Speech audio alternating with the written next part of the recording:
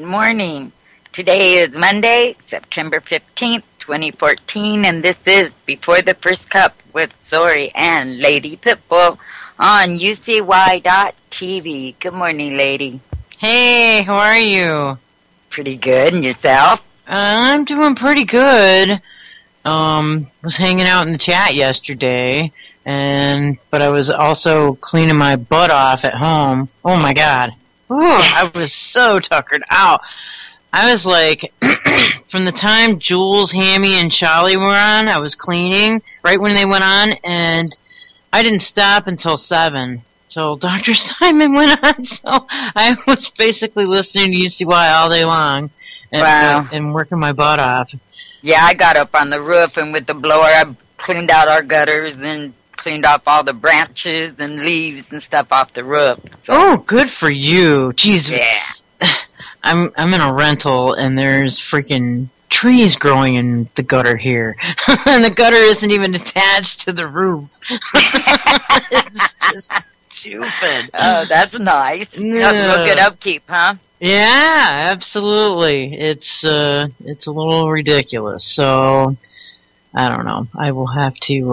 I think we're slowly trying to change all that here. So sometimes it takes another person to set a firecracker under your butt, get you moving. So that's what happened here.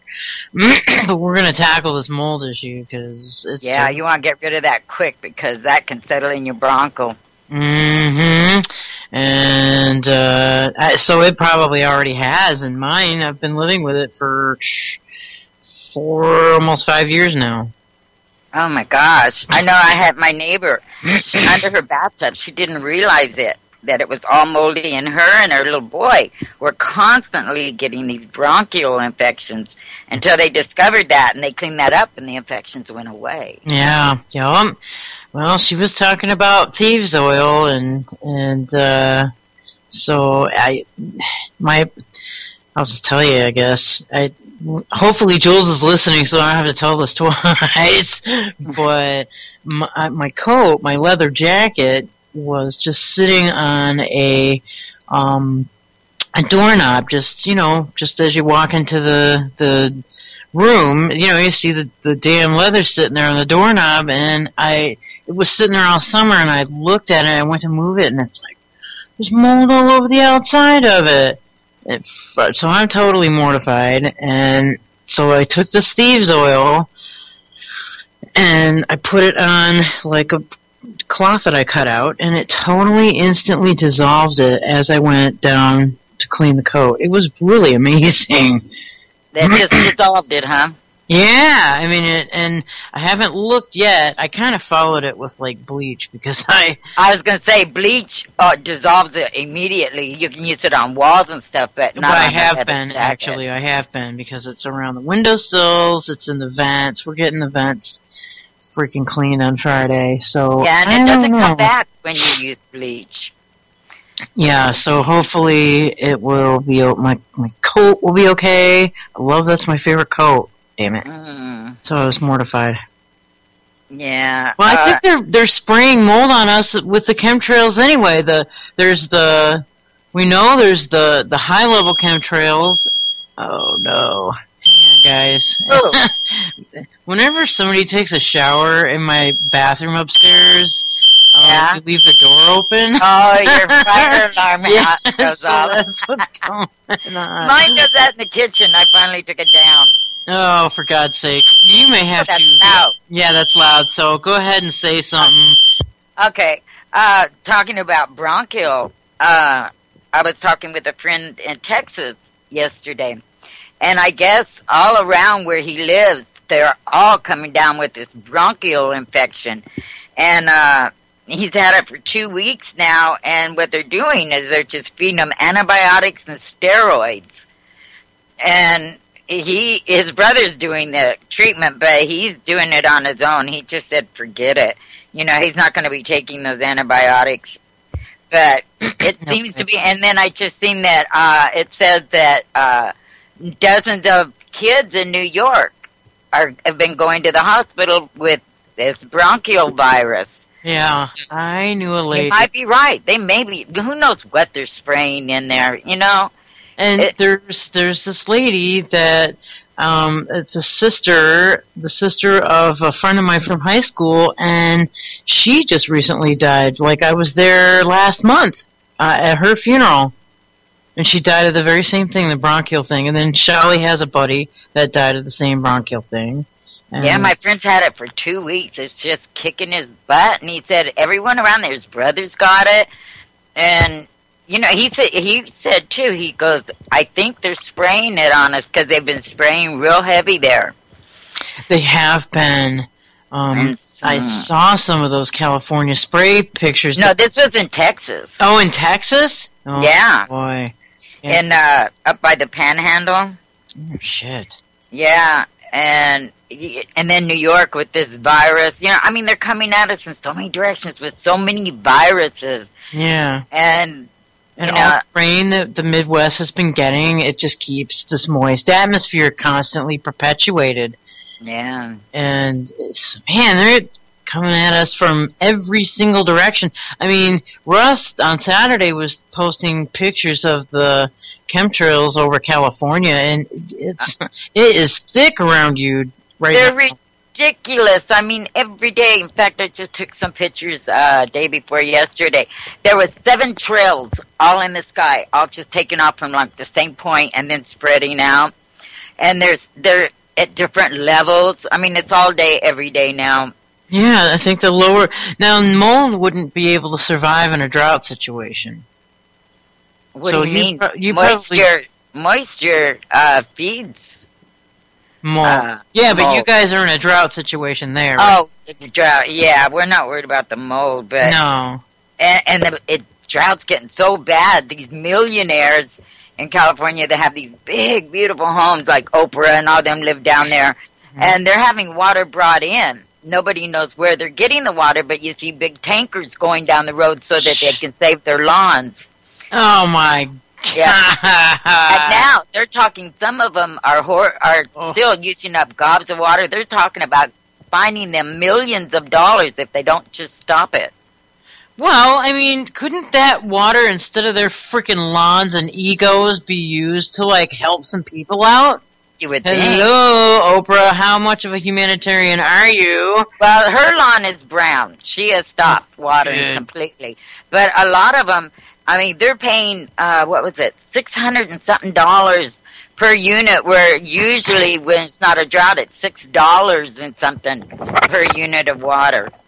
So, but yeah, but they're finding the gluttons down there, millions, and that's right, because why should they be filling this one couple wanted to build and fill their swimming pool because they were building a house there, and they just told them no way. So I bet you everybody's pool's dry, obviously, right? Well, no, they're like here. What they do is, I mean, the water in the pool it's filtered over and over, but you have to add some because it evaporates. Well, one day a week people are allowed to, replenish their pools. But nice. Yeah, a lot of people have just said forget it, and some people have even dug their pools up. Wow, that's a skateboard heaven, though, that's for sure. Yeah. Empty pools, heck, yeah. But I don't know, if it doesn't rain soon, I mean, we're talking, we are going to be out of water. I can't believe how low the lake is. I've seen other droughts where, the water up at the lake goes down. But they're even moving Bridge Bay, which is one of the biggest docks up there. They're having to move it because it's all dry land now. Wow. Yeah. So they're moving docks around. Yeah, they have to move the whole dock. I forget how far, but way out there from where it used to be. It's like there's islands out there now. The water is so low. It's just, in fact, up in Lakehead, just above the other arm of the lake, it is bone dry. You can walk across the lake. Goodness. It's really bad, and this heat isn't helping, and the fires.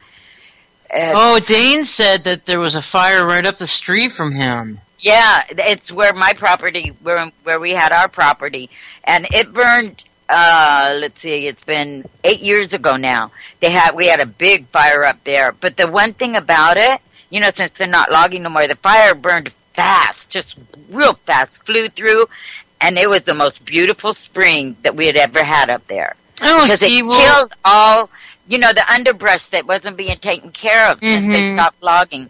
But yeah, the fire got real close to Dane. Well, sometimes, I mean, that happens here too, where there's like this cleansing brush fire. Right. You know what I mean? And then all the new. See, when we were logging up here, it was better for the forest.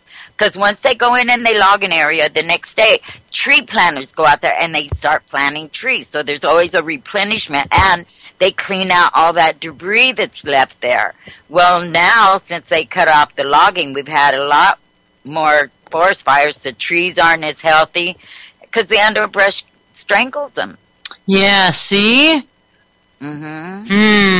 So there's a bid for logging right there. It's not well, it was always... all for the spotted owl, and I don't think I never seen or heard of a spotted owl up there.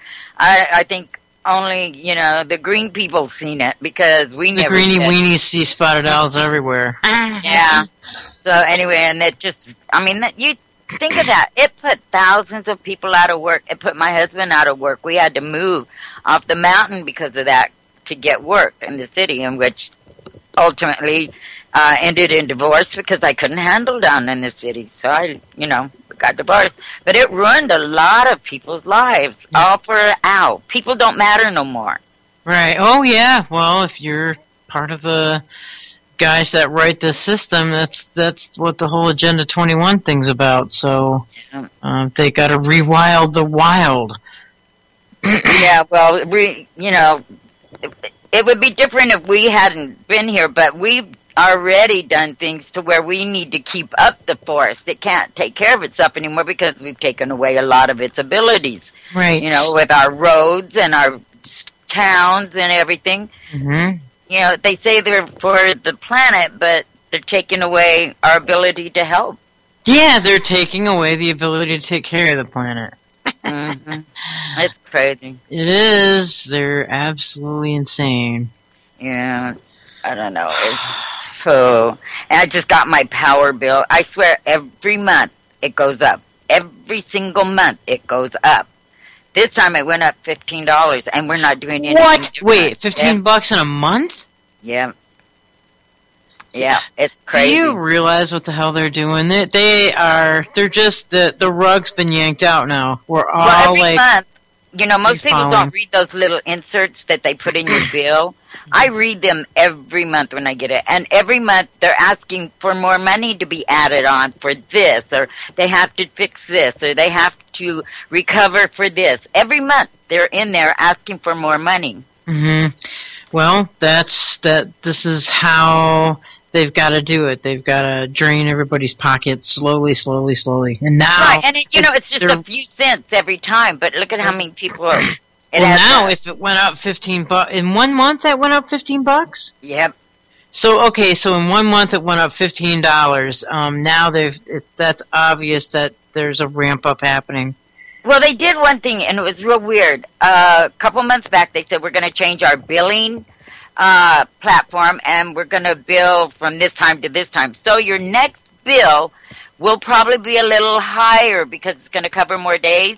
So I said, okay, and then you figure it's going to go back down. Mm-hmm. Well, it didn't. Right. The next month, it was high, and then this month, it was higher, where it should have gone back down. I'm going to get a hold of them, but, we hang our clothes. We don't use the dishwasher anymore. It's used for storage. And we don't use anything. So I don't understand the increase in our bill every month. It's crazy. That's nuts. Mm-hmm. And I feel sorry for some of these people with their water bill. And, it's so long because, okay, after a certain, you get to use so much water. And then if you go over that, then your fines start happening every day. Like if it's a $500 fine, that's daily. And these people are getting these huge bills, but there's no way to tell when you've reached your amount. Right. And so people are really up in arms about it. People are getting, So I don't know. I think there's going to be a meeting here pretty soon about it, but I'm going to go to it because it's not fair to charge people when they have no means of knowing whether they've hit their limit or not. That's ridiculous. I mean, yeah, you're allowed to water, like in Redding. We aren't restricted here yet like that, but in Redding, you can water on Tuesdays and Thursdays. You can water your yards. And on, I think it's Wednesdays, you're allowed to water your pool if you have it. And then on Fridays, you can wash your cars or stuff like that. And on Monday, nobody's allowed to water their lawns or do any pattering at all. So this is going to continue, obviously, down these paths. They're just this drought has to stop. I mean, we have to get rain. That's all there is to it. The chemtrails have to stop. Yeah, that would be wonderful, wouldn't it? And we just got on our city, our board of supervisors, because remember our big meeting, and they were going to do all this. Well, I wrote to my superintendent and asked him what has been done thus far from the meeting where you agreed to investigate, send letters to all, and I'd like to know what's going on, what has been done thus far. So he wrote back and he said that he was going to have a secretary get all the information and send it to me, so we'll see. Okay. They keep on their butts, let them know that we're not going to just let you agree and then not do anything. Good for you, Zori. That's good. Yeah. Yep, keep on them. Oh, yeah. You should let Dane know that you did that. Oh, yeah. Well, I'll put it on Facebook and stuff when I get the letter back from him. Oh, good, good. Yeah. Very good. Well, how was your weekend? Uneventful, really. It was okay. Did work around the yard and stuff. Tried to get outside at least 3 or 4 hours every day. How hot did it get? 101, 99. Wow, 99 is kind of like, didn't you have 105 recently? Yeah, 99 is almost cool. Anytime it goes below 100, everybody goes, wow, it's like winter. Oh, that's bad, deal. Couldn't even imagine that. Yeah, well, it's not bad, though. I mean, while I'm working outside, I just take a spray bottle with me and keep myself cooled down. And I make these things that you put around your neck that keep you cool. You can turn them, and they're full. You get them wet, and then when it starts getting warm, you turn it, and it cools you. Oh, what kind of a device is that? Well, it's not a device. It's like, okay, you take a handkerchief, and then you get these polymers, and you put them down the middle, and you sew it in like a tube around it, and then tie it around at the front of your neck. Mm-hmm. Then you get it wet, and it swells up, and it's moist, and then you just put it around your neck and tie it, and then when it gets warm, you just kind of turn it, and you get the cool again. You can I make them for your wrists and your ankles and your neck. Oh, my goodness. That's pretty amazing. Wow, you do have all kinds of stuff. That's pretty cool. It works pretty good? Oh, yeah, it works great, because that's like, if someone's having a heat stroke, first thing you want to do is take off their shoes, because that will release a lot of the heat. And then you want to get their wrist and their ankles, you want to get it, and their neck, you want to get that cooled down, because that's the quickest. I've had heat stroke so hot that when you poured cold water on my head, it ran down my hair hot. Whoa. Yeah. Wow. But you want to take off shoes first, because that's the quickest way to get somebody cooled down. My God. Well, I don't think I'd be wearing nothing but sandals all the time if I...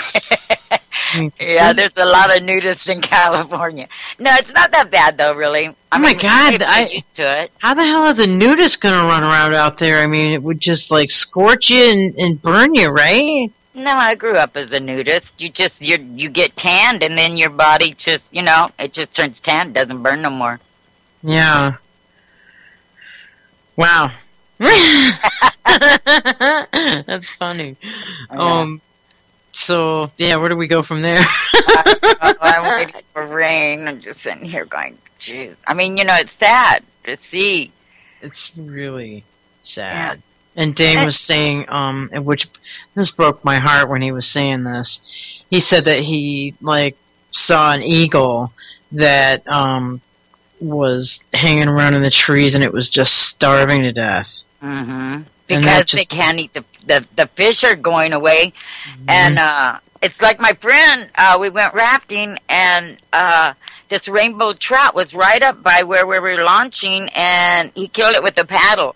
But we looked at it, and it was diseased. Yeah, and that was a rainbow trout.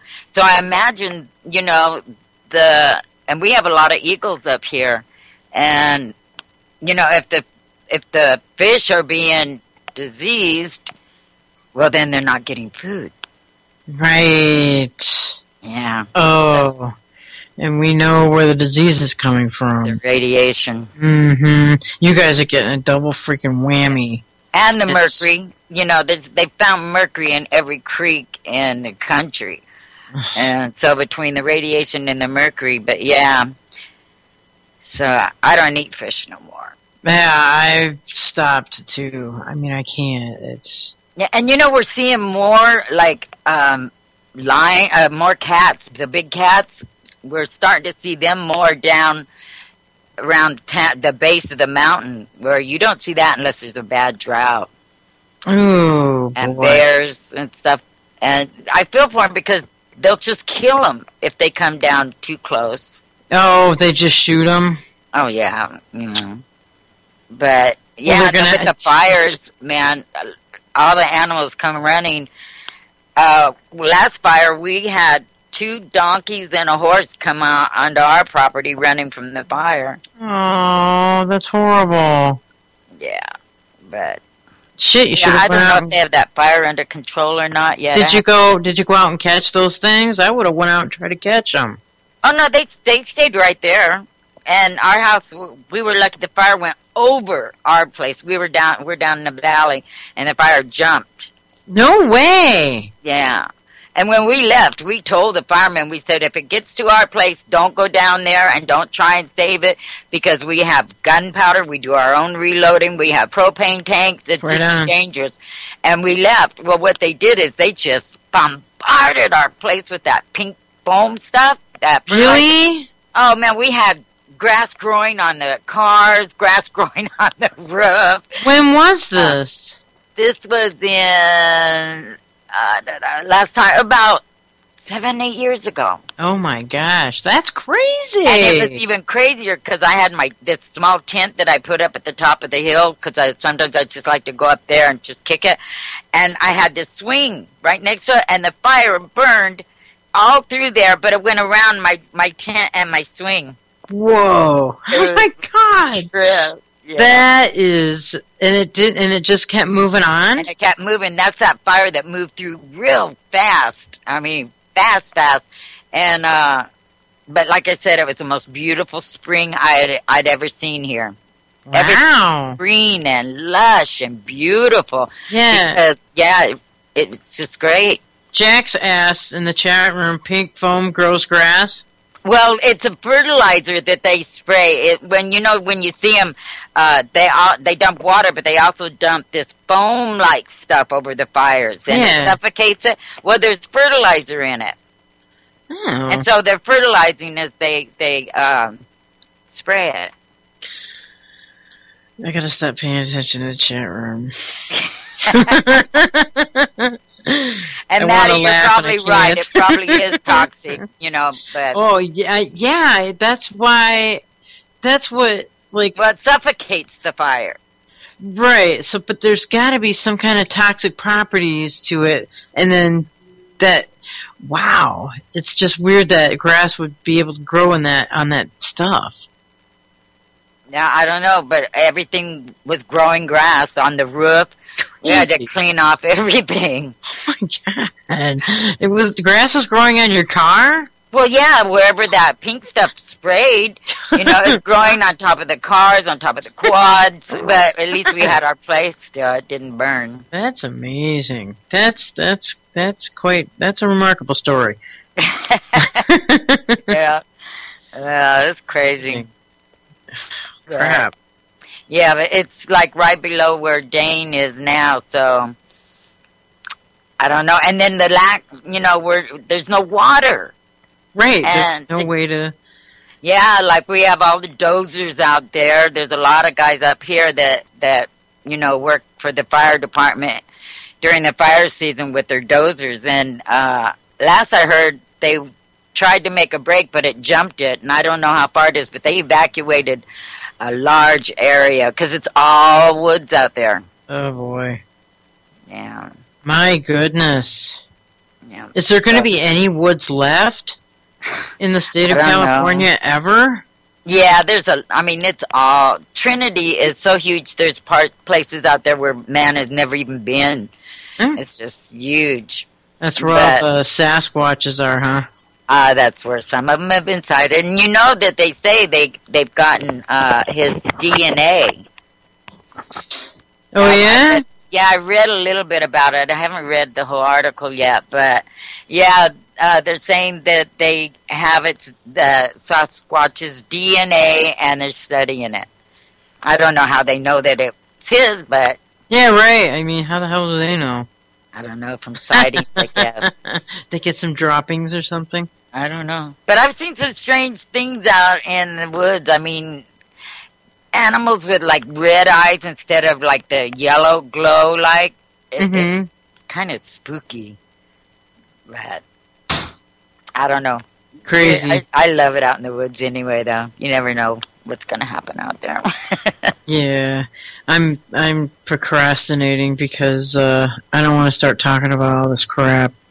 I'm really procrastinating. There's so much crap going on, and I just like. It's not that I'm trying to ignore it. It's just... Well, here's one, and I mean, I'm tired of the ISIS and Obama and all that, but here's one that's kind of interesting, though. Judge splits difference in Holder contempt suit. Okay, a federal judge issued a ruling Tuesday that is likely to frustrate both sides in a House committee's long-running lawsuit to force Attorney General criminal Eric Holder to turn over subpoenaed documents related to the Justice Department's response to the controversy over Operation Fast and Furious. Now, I didn't know they were still investigating this. I thought they had just shuffled it aside, but they are.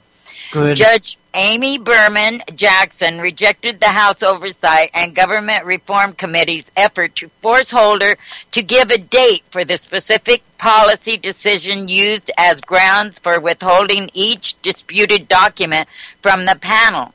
Jackson said the law is clear that a document can be covered by the so-called deliberative process privilege, even if no decision was ever taken.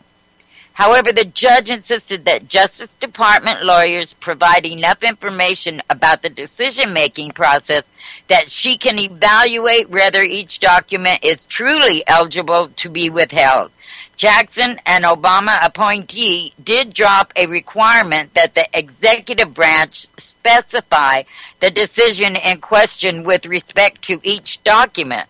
So they're pushing their hand. They want that. They want to see why they're declaring this, national security or, why it has to be protected, why the committee can't see it. Then it goes on. Justice Department officials have said the documents pertain to their agency's responses to congressional inquiries as well as media interest in Fast and Furious, a Bureau of Alcohol, Tobacco, and Firearms operation that may have resulted in as many as 2,000 weapons flowing to Mexican drug cartels as part of an apparent effort to seek evidence against high-level players in those operations. Holder has said he was unaware of the operation as it took place and has called the practice of gun walking deeply flawed. Now, excuse me, if he was unaware, then why are they not giving up the documents that would prove they were unaware? Exactly. Because because it proves that they were aware. That's why. Mm-hmm. And then it goes on. President Barack Obama ultimately asserted executive privilege over the documents. backing Holder's refusal to turn them over. That was followed by House votes holding Holder in contempt and by the lawsuit, which carries on one of the most significant executive and legislative legal confrontations of Obama's presidency. Like, that's blatantly covering up. So hold it, they've found Holder in contempt? Mm-hmm. Yeah! It's about fucking time! I know, huh? How many years ago now? Holy sheep shit! Okay, and it goes on. Based on the judge's latest order, it appears a conservative group that filed a Freedom of Information Act lawsuit for the same records may get details about the files before the House panel. Another federal judge has given the Justice Department until October 1st to produce an index of documents withheld from that request. Justice Department lawyers wanted until December 15th to provide a similar log in the House suit, but Jackson extended the deadline only until November 3rd. Jackson previously rejected a Justice Department effort to throw the House's lawsuit out as unsuitable for resolution by the courts. She also rejected a request by Holder's lawyers to allow an immediate appeal of that ruling. One of the key issues in the suit is how to preserve the Justice Department's right to appeal at the conclusion of the lawsuit, since the back and forth among the judges, the committee and Holder's lawyers could provide the panel with some of the information it has been seeking about how justice officials decided to acknowledge that they had provided inaccurate information about Fast and Furious early in the committee's inquiry. So it's good to see they're pushing that. You know, get this two-faced criminal, you know, where he belongs, behind bars, and put Obama in with him, because why would he use an executive order to protect Holder? Right, that is because he's culpable as well. They're all culpable. The thing is this judge needs to watch her ass now. I know, and she was an Obama appointee. Mm-hmm. But everyone's tired of Obama. Everyone is, even, that's right. I mean, and judges really should be just like, no. And she's looking at all the stuff with the IRS and going, no. You know what? The buck has to stop somewhere, people. And yeah, unless they just offer and get another one. There are good judges that are out there, and that's hands down. I met one personally. That's a federal judge.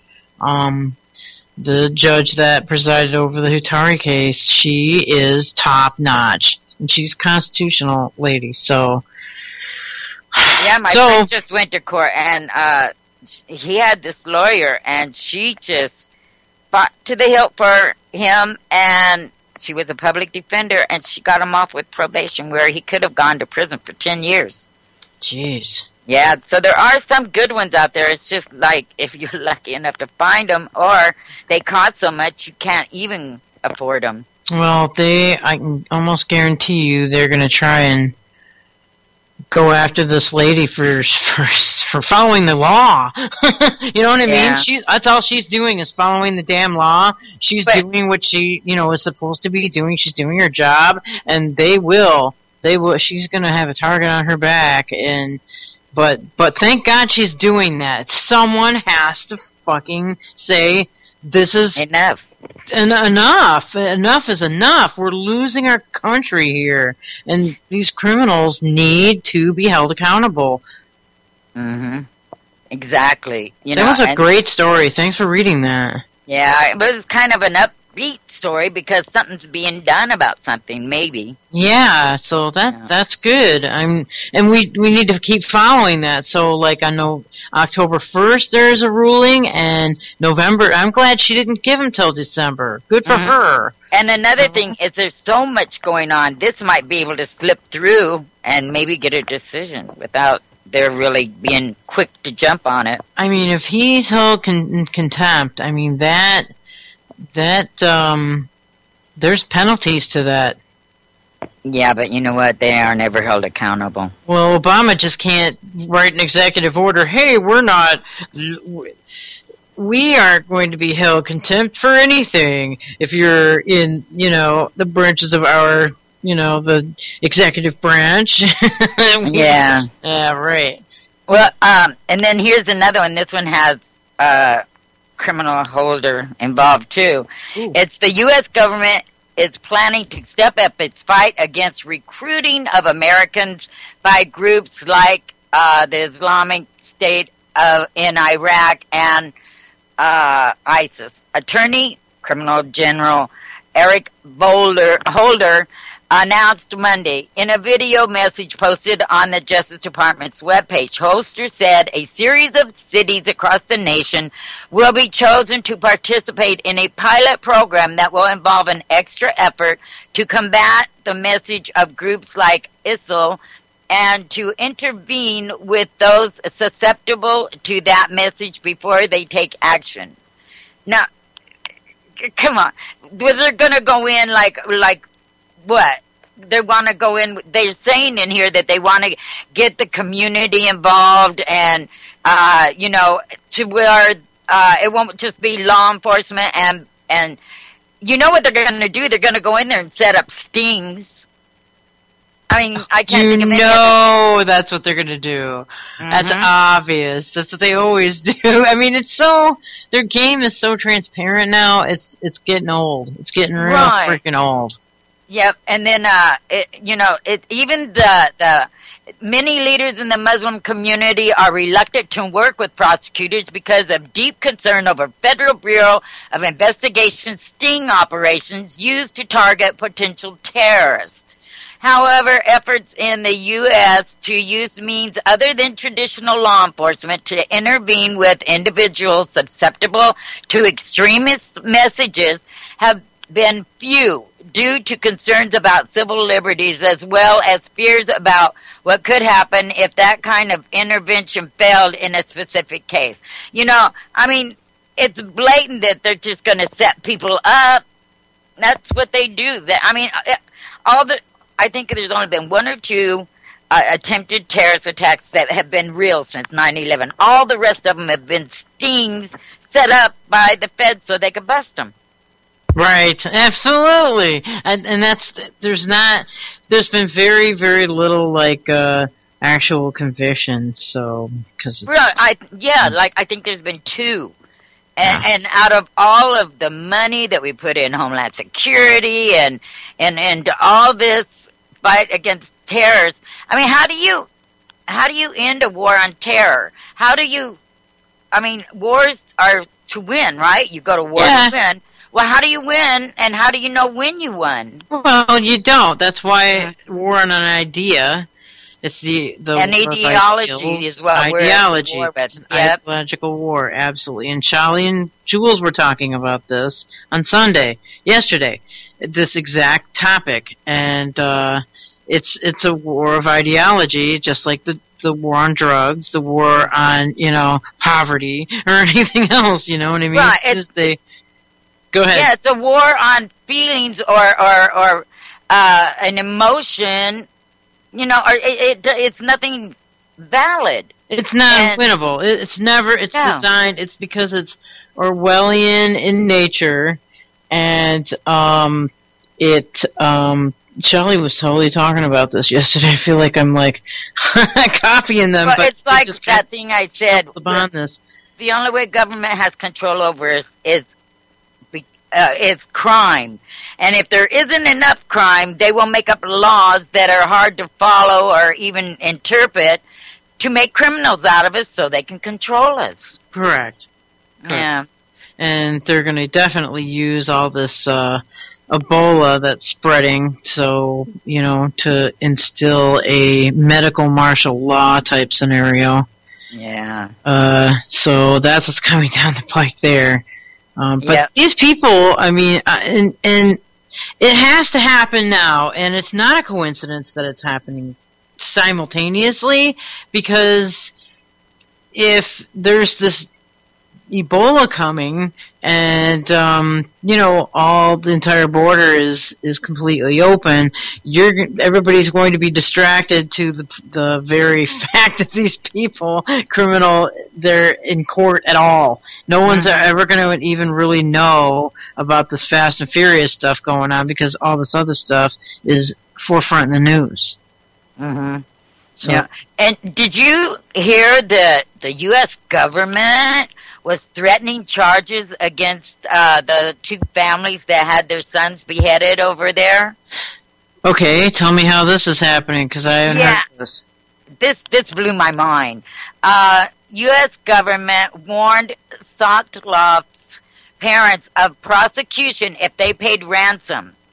The parents of murdered journalist Stephen Sotloff, who was killed by Islamic State extremists, were warned by the White House that they could face criminal prosecution if they paid a ransom to free their son. Yeah.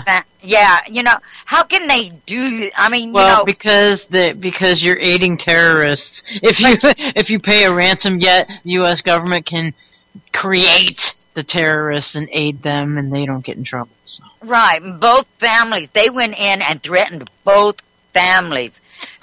Yeah, that's appalling. That is so sickening. It makes me want to throw up. Yup. Yet they can trade 4 top terrorists for one little peon Bo Bergdahl. And we can support. Yes, we created them, we equipped them, we did, we financed them, but yet you can't give any money to get your child back. No, absolutely not, because you will be aiding terrorists.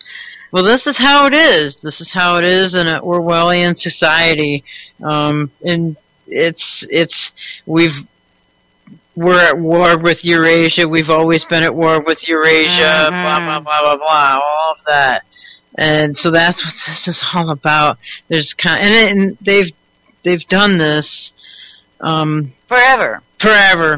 Romans used to do it just like this, and all the bloodlines. This is how they carry on. Napoleon, blah blah blah blah blah. Well, all societies that have gone, like superpower like us, they've all collapsed throughout history.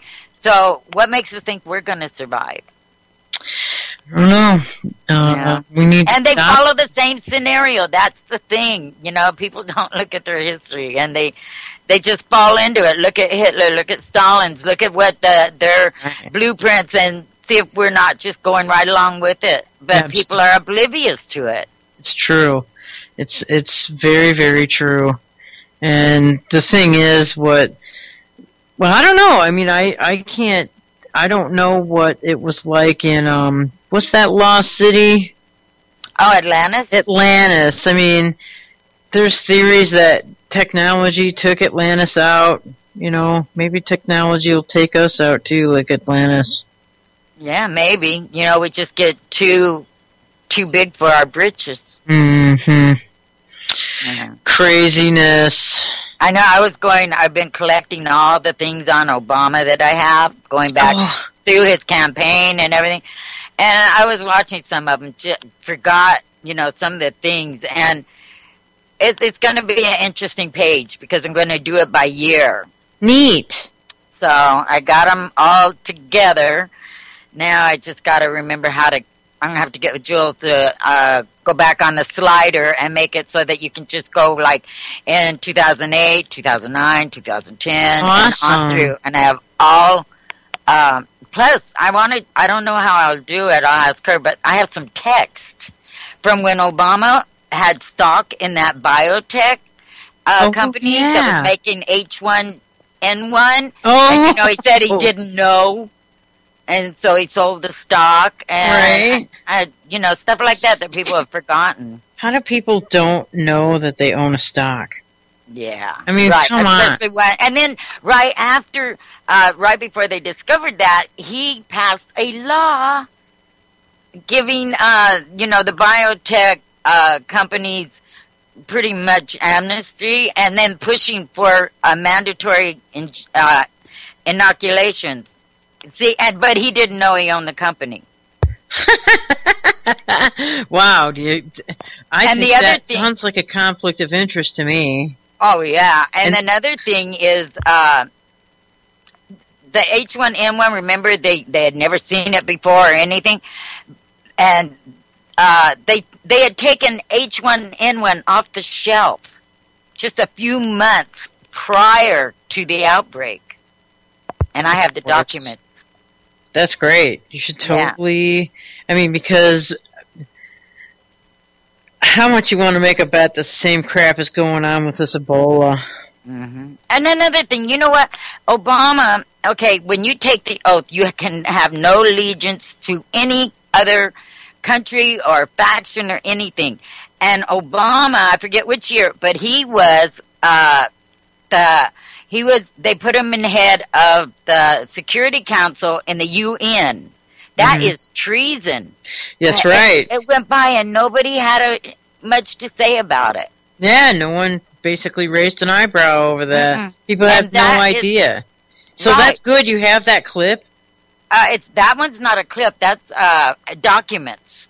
Oh, very good. I might. Well, you know what? I do think I have a small clip on it, but it's like people were treating it like it was an honor when it was treason because he was given his allegiance to the UN. Yes, and that is what he has followed since he symbolically did that. Mm-hmm. And he's been following that whole agenda.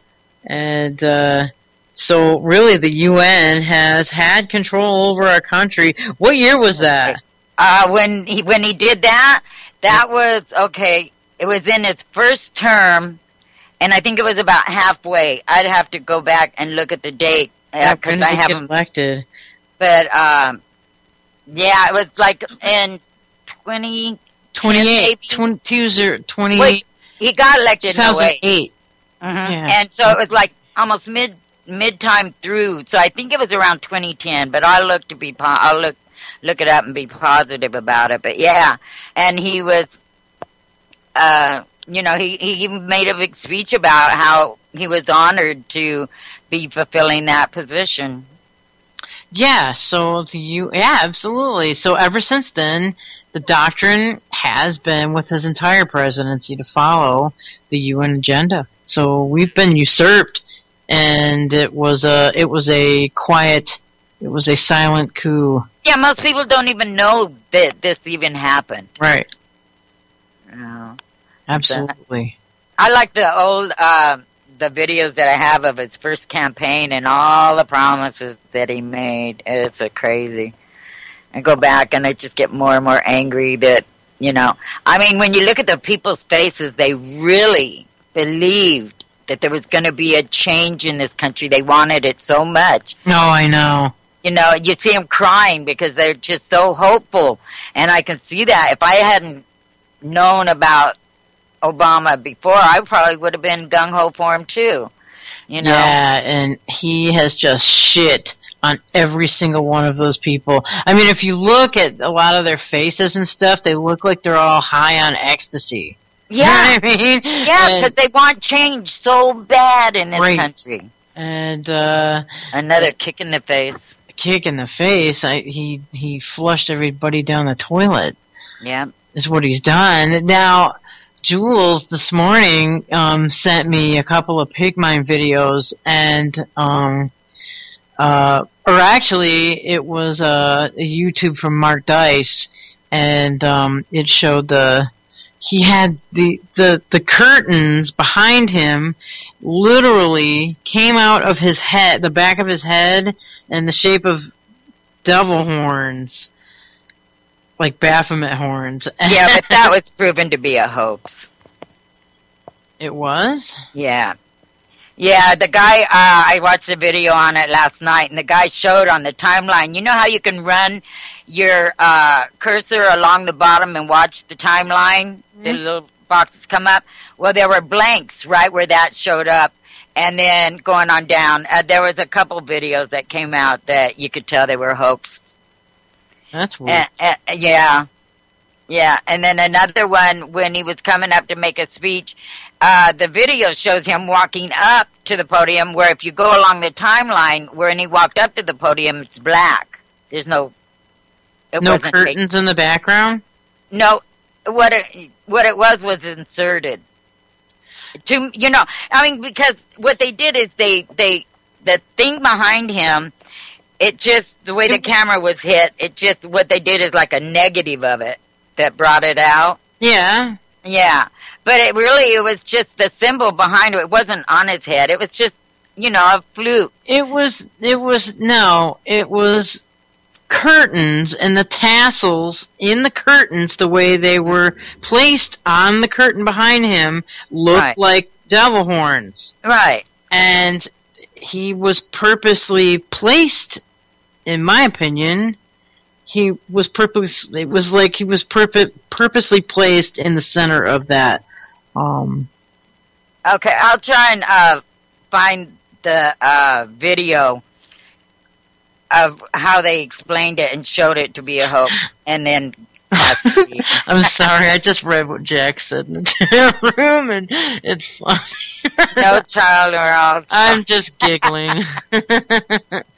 Jax is a funny man. I love Jax. I can't look at this now, Jax. Because I giggle. Anyway, let's see. Jeez, where do we go from here? Okay, how about this? LA County Sheriff's Department. The LA County Sheriff's Department secretly spied on the entire city of Compton via civilian aircraft. The Los Angeles County Sheriff's Department secretly used a civilian aircraft to monitor the 10-square-mile area of Compton in 2012, recording high-resolution video of all that happened in the region. We literally watched all of Compton during the times that we were flying, so we could zoom in anywhere within the city of Compton and follow cars and see people, said Ross McNutt of Persistent Surveillance Systems, according to The Atlantic. This type of surveillance, which was used to find suspected bombers in Iraq and Afghanistan, allows police to zoom into recordings Google Earth style. But they can also rewind and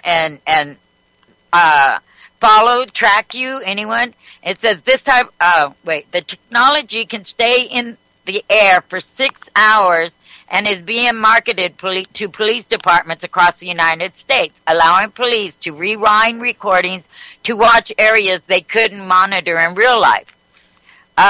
Sergeant Douglas Ictany of the LA County Sheriff's Department openly compared the secret test to Big Brother, though apparently it didn't make him stop short of using it.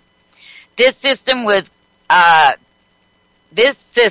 kind of kept confidential from everybody in the public, he said, to the Center for Investigative Reporting. A lot of people do have a problem with the eye in the sky, the Big Brother, so to mitigate those kinds of complaints, we basically kept it pretty hush-hush. Blatantly coming out saying that we're doing things behind your back. Now, if I lived in Compton, I would be very upset, Heck yeah. Mm-hmm. And now they're selling this technology across the country where they can be up over your town. This thing covers a large area, and it can stay up there 6 hours and monitor. They know they can follow you to work. They can, if you go for a walk with your dog, they can follow you. It's ridiculous. And then I watched the clip, and the guy, the sheriff, he compared it to, he goes, when they put up street lights, people were up in arms saying the government was out to spy on them and on. He goes, but people got used to it, and then if you threaten to take the streetlights away now, people would say, no, don't, because it protects us. He goes, people will get used to the eye in the sky.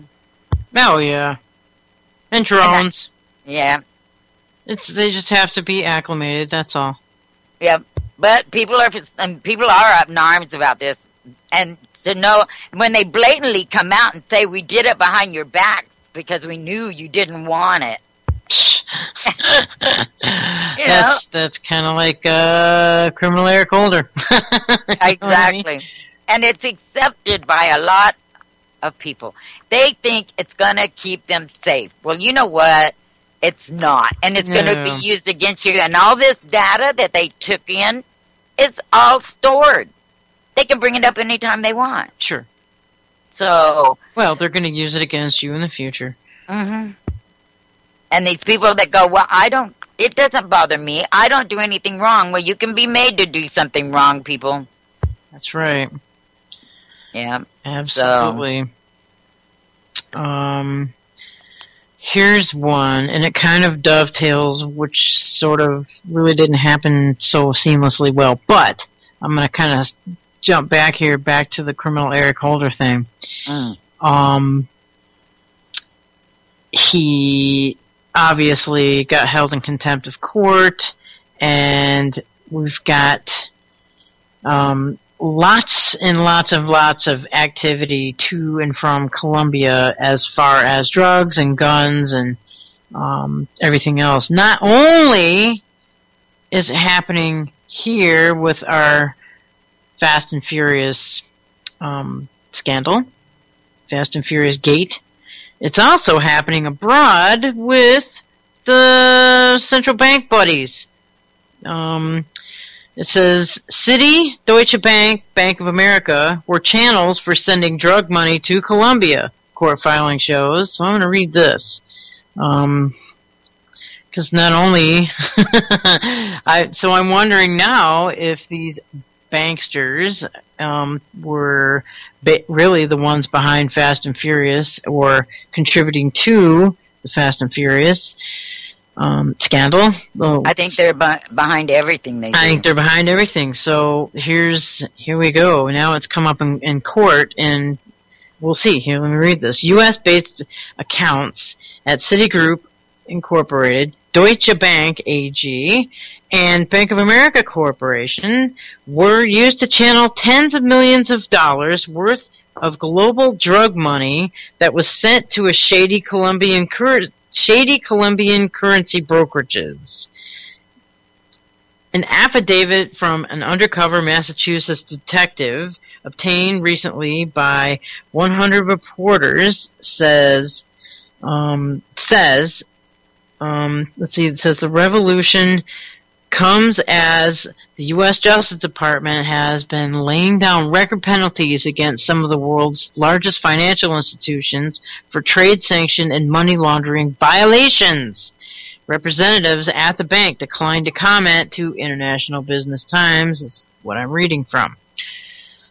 An affidavit by Jamie X. Shapiro was filed in August of 2013 as part of a 4-year investigation by federal authorities in the wake of a 2011 Boston area sting operation that exposed a global narcotics ring netting $200 million and 20 suspects. That's a hell of a haul. Hell of a bust. Wow.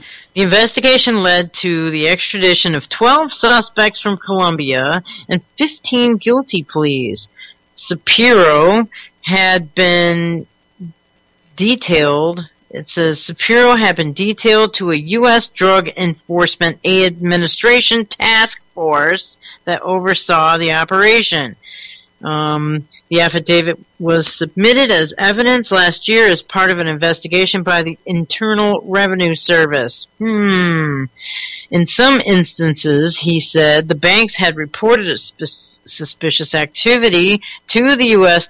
Treasury Department as required by law, but not in all instances. It says Operation Fire and Ice, from powder to pesos. Alright, and it's got a little diagram there that's kind of freaking interesting.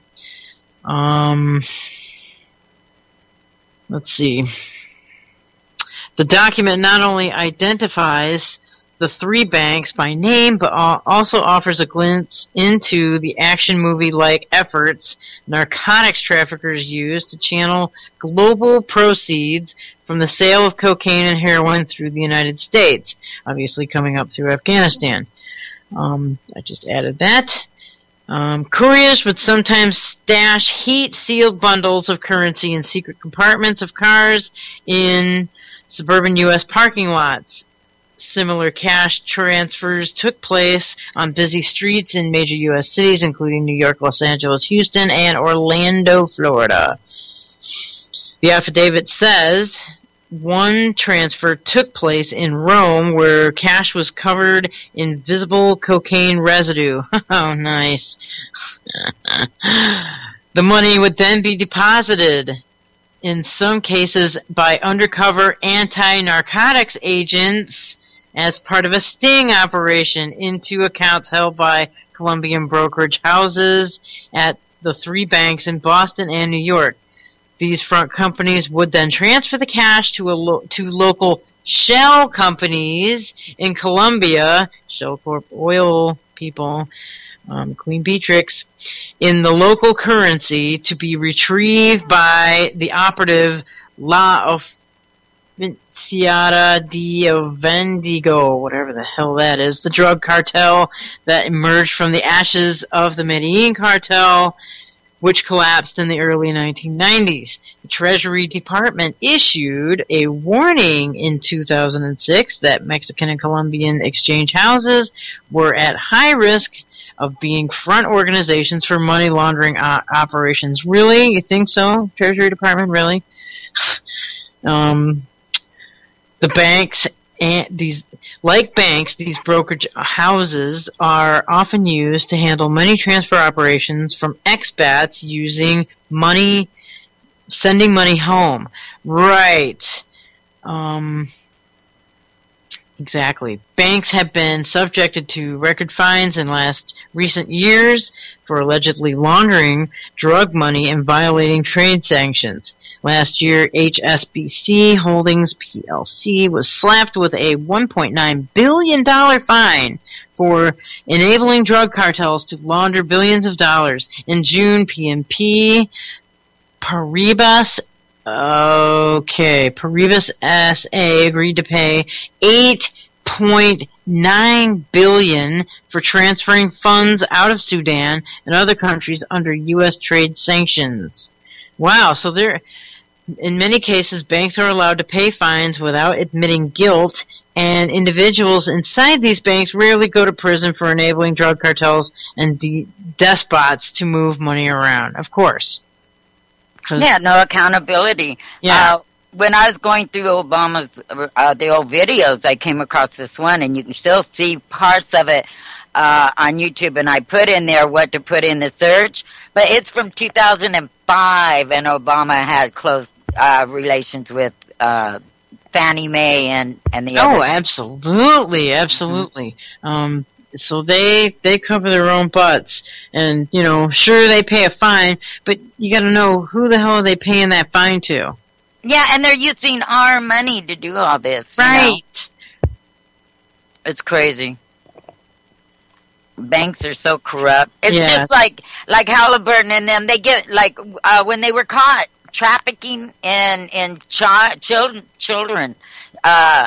All they had to do was pay a big fine, and when Cynthia McKinney brought it out on the Senate floor, they booted her out of the Senate. Yay, Cynthia McKinney. Yeah, they did. They literally drove her right out. And they got rid of Dennis Kucinich, too, in another way. You know what I mean? They pretty much drove him out. They just redistrict his district and cut his district out. Yeah, but McKinney, I watched that on C-SPAN, and it was just so amazing. Because she asked this, and she goes, is it our practice to do business with companies that have been found guilty of trafficking in children, and I forget which senator it was. He goes, well, of course not, it isn't.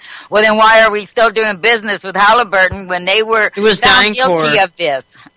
It was DynCorp. DynCorp, yeah. Why are we still doing business with them? And the senator was just caught off guard and goes, well, I'll have to look into that. Oh, I remember that clip very, very, very well. Mm-hmm. Believe I love that me. woman. Yeah, she's awesome. She is awesome, man. No, nothing stops her. Mm-mm. You know, on that ship to go get food and supplies to the people in Gaza and stuff. I mean, she's just in there all the time. Absolutely. They freaking held them, I think, for what, 3 weeks, I think it was? Yeah. Yeah, so. Yeah, absolutely. All right, I guess I gotta address this. The Ebola. This thing is coming. This pandemic has been released. It's not controllable. It's going to... Oh, it's going to decimate a lot of the world. I'm afraid. Let's see. It says, what is not being said publicly? Ebola virus hyper-evolution is unprecedented, and it could go airborne. Now, I took a quick listen over to Jones Corporation yesterday, and it wasn't even him on air, it was one of his underlings, but they played a clip from a 1994, I think it was a 94 clip from a Nova episode of the U.S. government put swines, and it showed this in a clip. They put, and I can't find the damn clip. I looked yesterday and I couldn't find it. I was really busy, and maybe if I really concentrated I could find it. But it's a clip that shows the U.S. government with a cage full of pigs, and then they have chicken wire on there, and then a separate cage full of rhesus monkeys, and they infected the pigs with Ebola. Okay, and then apparently the monkeys all got infected, and they had to kill them all. It was like 80 monkeys or some shit like this. And they had to kill all the monkeys because and they had figured out it was airborne. So, and they've known about it since then, since like the late 80s. Well, that's when they created the Ebola too. It was back in the 80s. Exactly, but they covered it up. They covered up knowledge that this thing is potentially airborne. So, well, really, they covered up. I mean, they covered up everything. Everything. Yeah, until someone goes and finds like that patent that shows that we're to blame for the whole everything. And why would it be surprising that it's going to make its way back? But isn't it funny that whenever one of our doctors gets it and we bring them home, they end up okay? Yeah. Yeah, and why don't they keep them in observation or find out why they're okay from what they did? And why aren't we sending that information over to Africa to put a stop to it? Yeah, exactly. Yeah, that's not being done at all. Not from what I can tell. Well, because they can't send it over to Africa just yet because it's in the experimental stages. But they've already excused all the pharmaceutical companies they don't have to get it okayed, Right, I mean, that's true. Pandemic. That's right. They can just, so, and this government does not make anything, any chemical or vaccine or anything, or any virus, unless they have the cure, because in case one of them get it. So there's a cure out there. Oh, yeah, that's another one. Let me see if I got that one. Yes. Okay, so let me read. I'm going to go and switch gears here. Not quite, but it's just exactly what you just said. It says, Okay, Lakeland Industries announces global availability of hazmat suits for Ebola. Let's see. Lakeland Industries, a leading global manufacturer of industrial protective clothing for industry, municipalities, healthcare, and first responders on the federal, state, and local levels today, announced the global availability of its protective apparel for use in handling the Ebola virus. The response in increasing to the increasing demand for specialty protective suits to be worn by healthcare workers and others being exposed to Ebola, Lakeland is increasing its manufacturing capability for these garments and includes proprietary process for specialized seam sealing, a far superior technology for protecting against viral hazards than non-sealed products. I think this is just an advertisement for them. I don't know. Let's see. Let me just keep reading. Okay. Lakeland stands steady to join the fight against the spread of Ebola, said Christopher J. Ryan, President and Chief Executive Officer of Lakeland Industries. We understand the difficulty of getting appropriate products through a procurement system that in times of crisis favors availability over specification. And we hope that our added capability will help alleviate that problem. With the U.S. State Department, with the U.S. State Department alone putting out a bid for 160,000 suits. You guys just hear that? The State Department putting in a bid for 160,000 suits. That's not the CDC. That's the State Department. We encourage all protective apparel company to increase their manufacturing capacity for sealed seam garments so that our industry can do its part in addressing this threat to global health. So there was. The State Department put out a bid for 160,000 suits of this caliber here. So that's alarming to me. Well, we found out that they're not giving them water or food or anything over there, the sick ones. Well, I think that's on purpose to increase their numbers of people who have died. I really do. Yeah.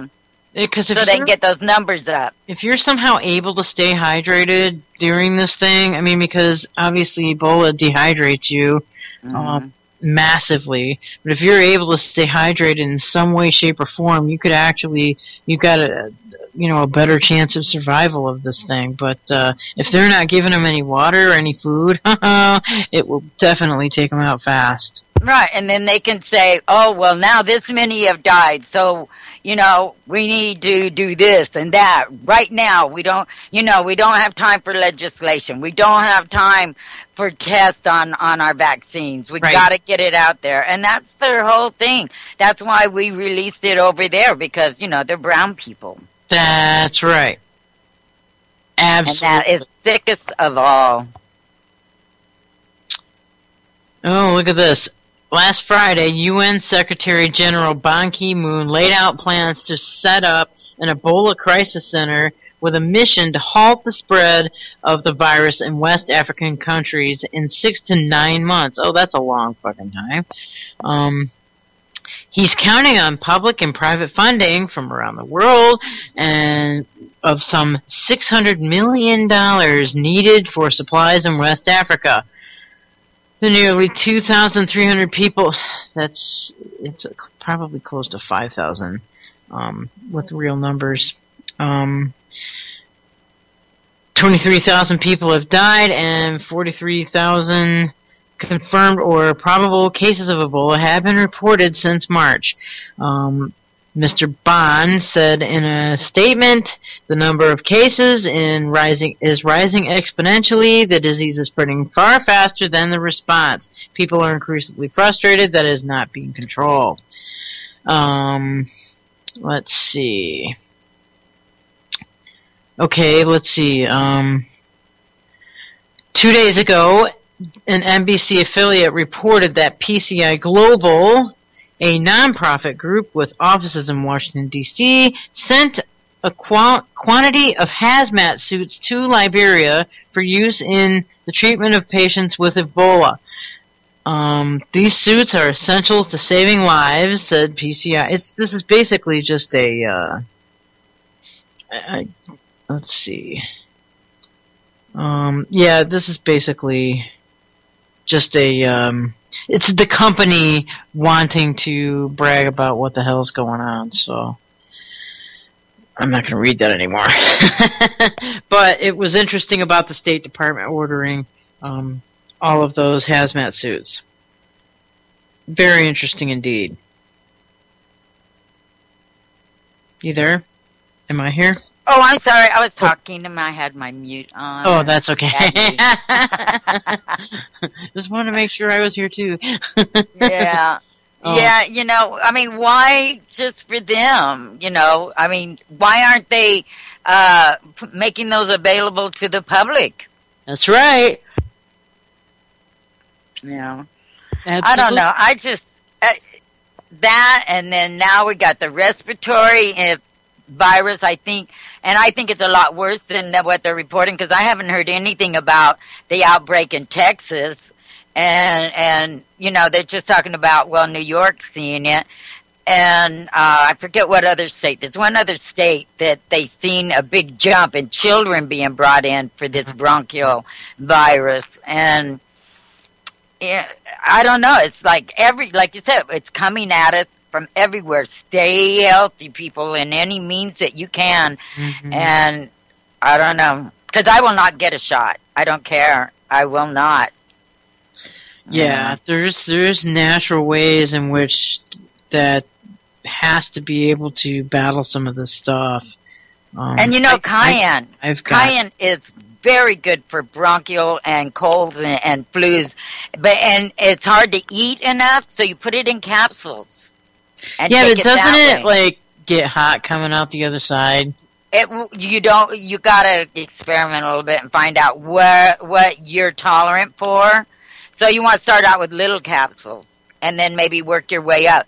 But cayenne is great for that type of thing. That's interesting. Mm-hmm. Because you can't eat enough unless you just eat gobs of hot food. But you can take it, and my dad took it in capsule form every morning. Wow. For his rheumatism, and it did wonders. And really? Oh yeah, and this one lady, if you can go on YouTube and see this one doctor. She stopped a heart attack with liquid cayenne that she always carried with her. Liquid? So what? You add water to it. Oh. And you make it a liquid. Like my roommate, she gets horrible cramps in her legs at night. Uh-huh. She never goes to bed without her coconut oil and cayenne right next to her bed, because as soon as she gets a cramp, she just gets that and massages it in, and it releases it immediately. Nice. I have the same experience because I get those cramps so bad. I mean, yeah, I mean, once her toes literally just bent over, and we rubbed coconut oil and cayenne. She was screaming. But we rubbed that in, and it released it immediately. It's the best thing for anyone gets cramps and they're sleeping or awake. I use to make magnesium gel, and it works right away as well. Yeah, but I get the let's see, they have different levels of heat. Mm-hmm. And I got the highest, I think it was 60.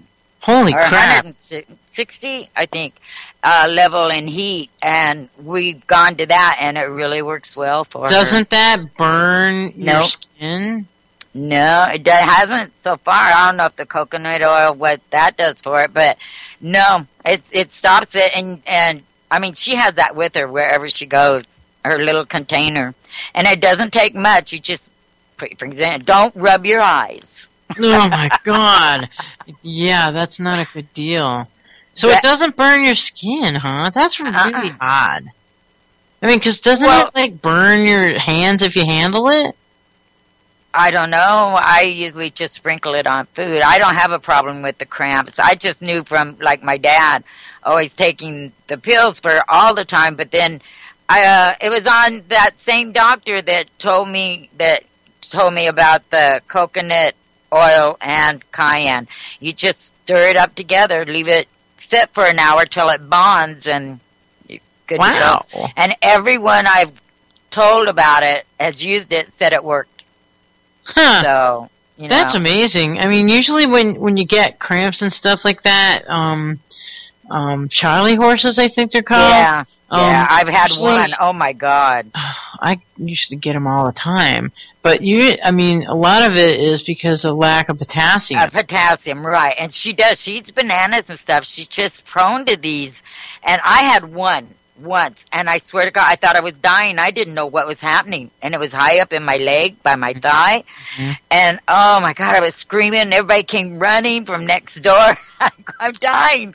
My leg. And it was Charlie. Oh, God. I had one back there before, too. It hurts. I don't see how anyone survives those things, man. Yeah.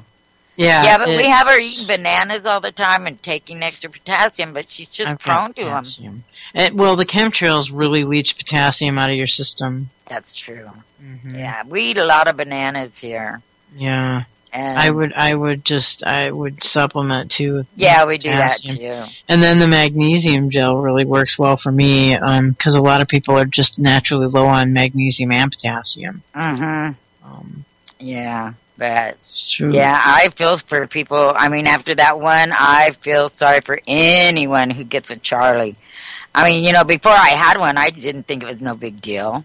So he got a cramp, That's not a cramp, honey. That's I thought I was dying. I swear I did. Yeah. Oh my God. And there's nothing, and they go relax, stretch, and I'm going, how? Yeah, it's hard to walk. I mean, somebody told me that walk on it and get it out that way, and it's like, how do you even get up? I can't even move.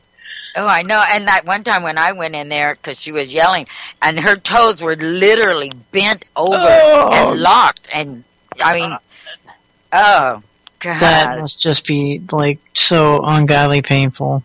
Mm-hmm. But anyway, she's got the cayenne, and it works.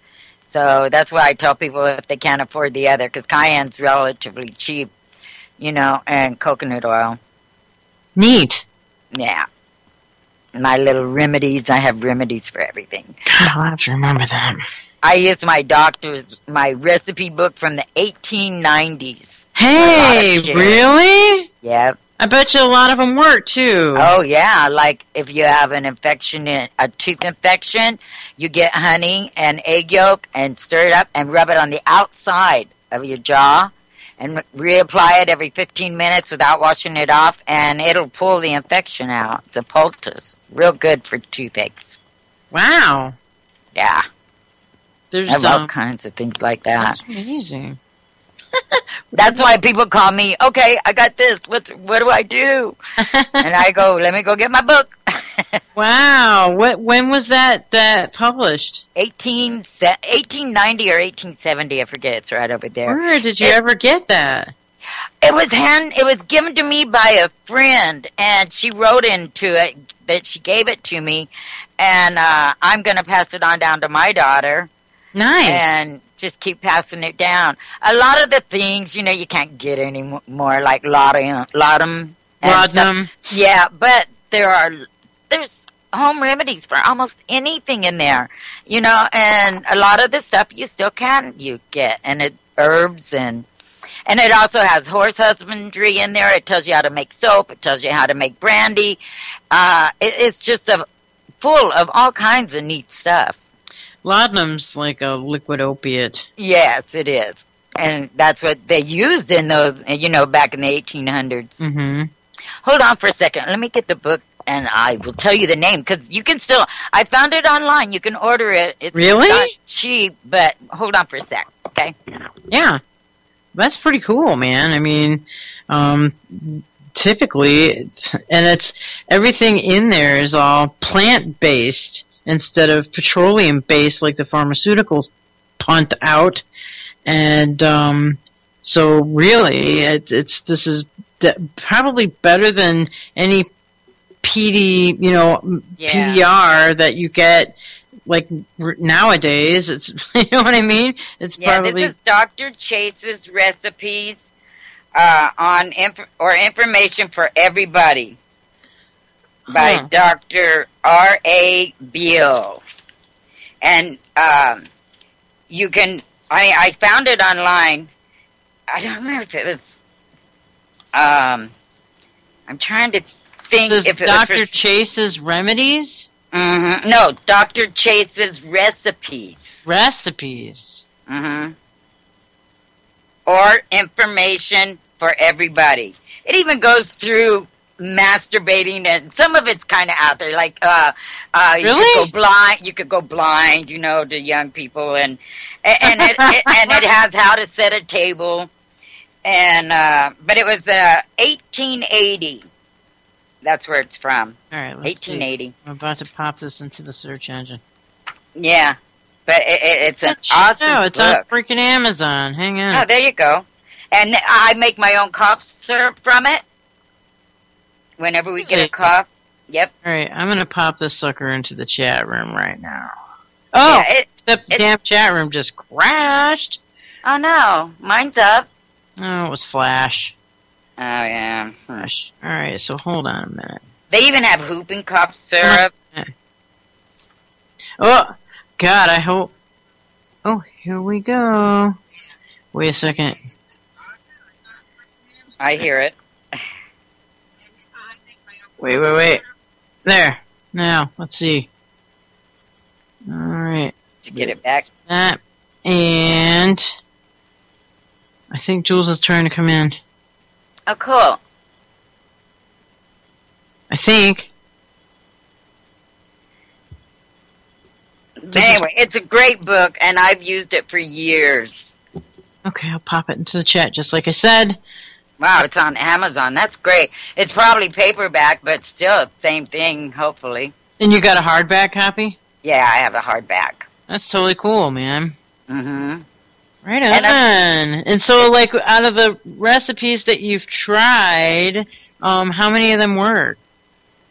Everyone that I've tried. Really? Yeah. Everyone that I could get the ingredients for. And some, like I said, I make my own cough syrup. I make my own cough candy, you know, cough. And you can make, it tells you how to make soap.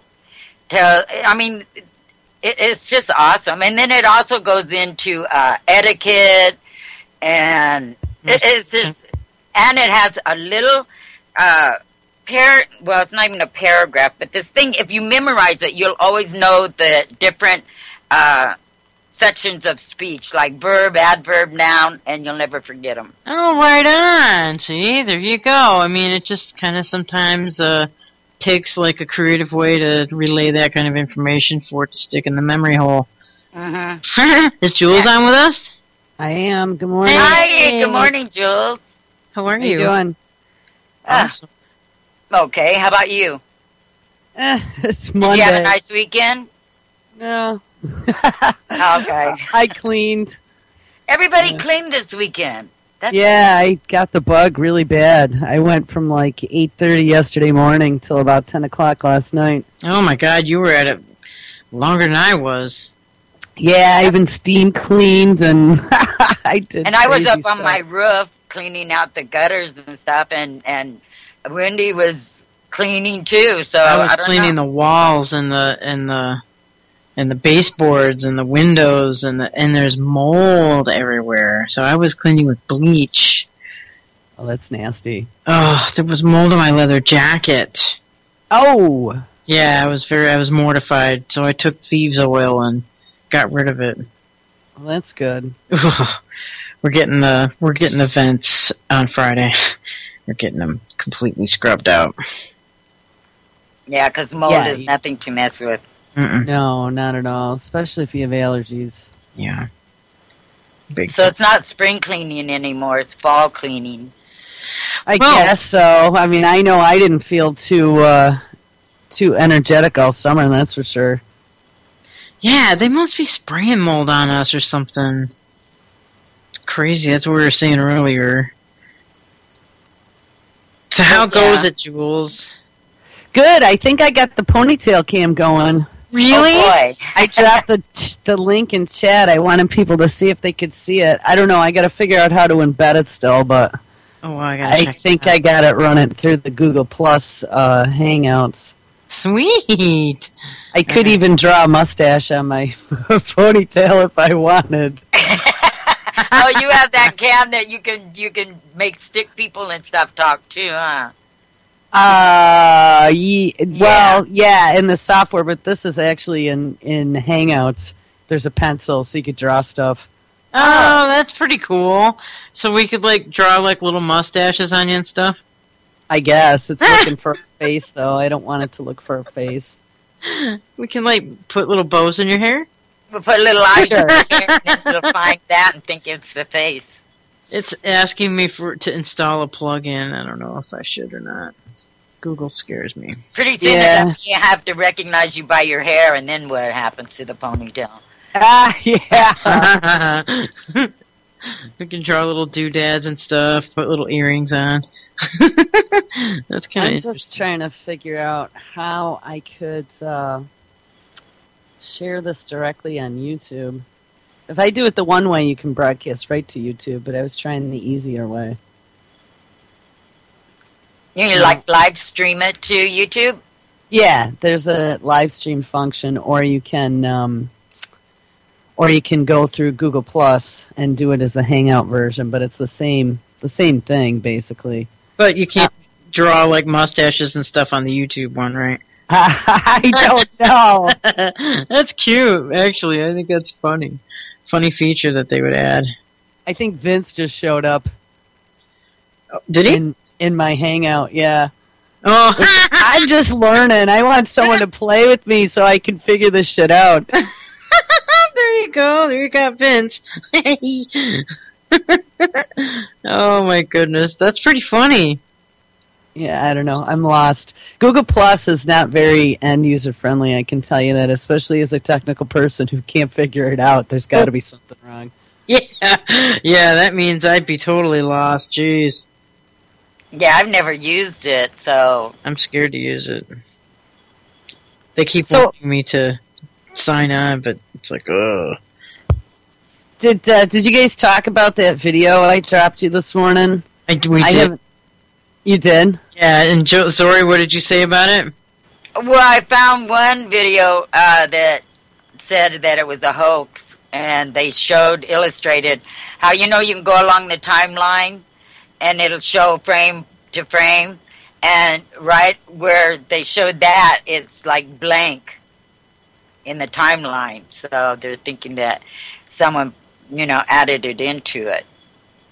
Yeah, I mean, I think they've all been shown to be a hoax, but the fact that his goodbye video, he had gray hair, and then somehow he got Grecian formula before the beheading in the desert in his orange jumpsuit was pretty good. Oh, I thought you were talking about the Obama horn video. Oh, no. That one was great, too.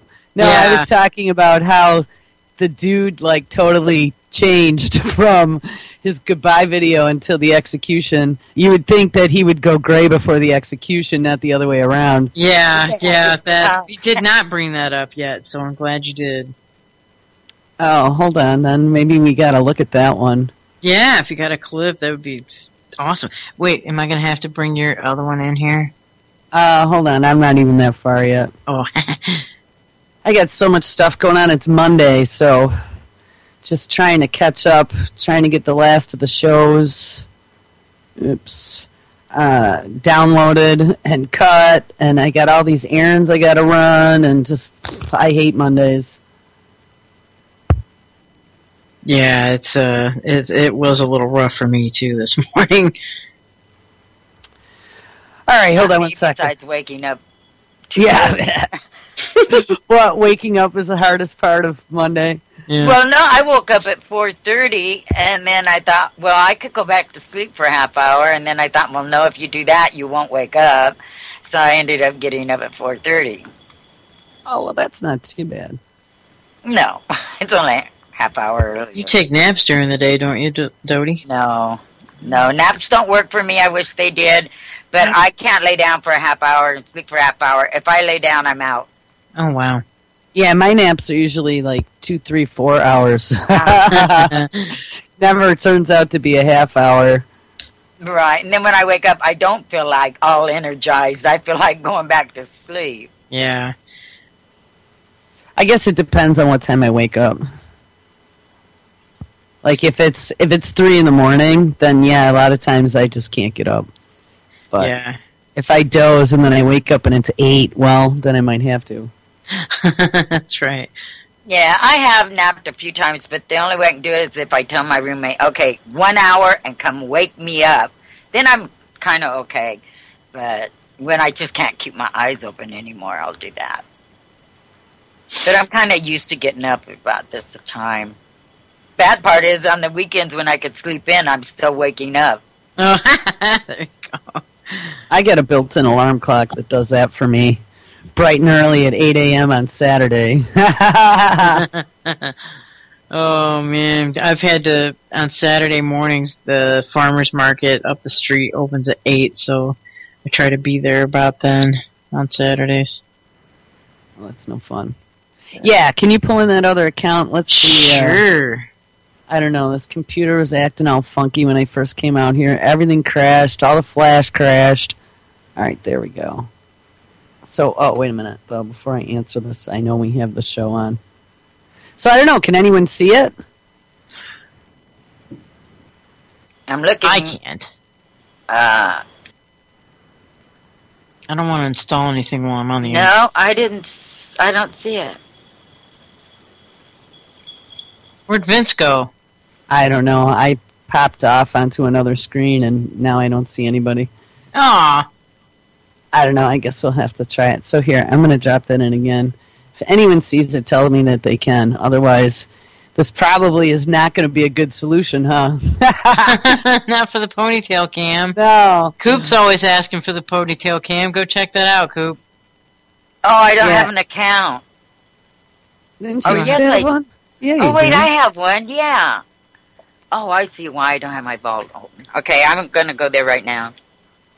All right, so here, let's play. I don't know if there's even any volume to this, but what's cool too about Hangouts is that when I was playing with this a few weeks ago, you were able to even play videos streaming live over the air, you know, while you were on camera. So, but I wasn't able to get that to work when it did the playback. There were no videos included, so I don't know. I'll need to read up on that, but. You know, all my free time. That was supposed to be funny. Oh, okay, it says you need an invitation to view this event. Send a request. Okay, I sent a request. Vince says he sees smoke. Yeah. Cigarette smoke. Yeah. Maybe I need to set it to public. I didn't, because I didn't want, like, the whole world watching. Shit. Okay, It really is, like, such a non-intuitive interface. It's unbelievable. Did you get my request? I didn't know. I don't even know where that request would be going, but hold on. Let's, if I just type in public... I wonder how Vince got in then. Because I added... Oh. I added team. They have all these subdivisions within Google Plus, so there's probably like 6 hosts that have added UCY in their circles or whatever they're called. Right. So I just sent it to that group. So like Dr. Simon, Vince, I think there were a few others. There were like 6 people that probably got, Kevin Blanche, Prepper Chicks, Chuck. So those people probably got the invite. All right, so I changed it. Now it's telling me to start over again. So maybe it killed the original one. Here, let's see if I can start this one as public. And then I'll reload the page. Well, I hope it works. It's a neat idea. Well, it saves me $30 a month for Ponytail Cam. There you go. There you go. All right. I'm already in a video call. All right, so let's end the other call. And which one? Oh, okay, I'm in. There's your ponytail. I see it. All right, so now I think it's public. It is. I can see it now. All right, so hold on. Yeah, my ponytail's gotten long. Yep, your head's moving around.